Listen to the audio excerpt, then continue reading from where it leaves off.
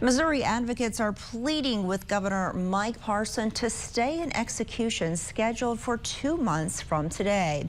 Attorneys for Marcellus Williams are also asking a judge to grant a new hearing, all to review DNA evidence taken years after his conviction.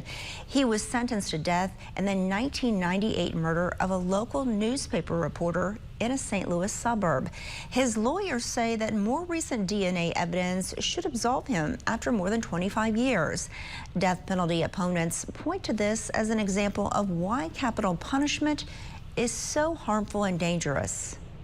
And we do believe that this system is faulty. This system has failed repeatedly, and we don't think that this ultimate punishment should be something that this system uses because there are so many mistakes and failures and faulties here. The Missouri Attorney General's office filed a motion to block a new evidence hearing for Williams. It was scheduled for August 21st. His execution is set for September 24th.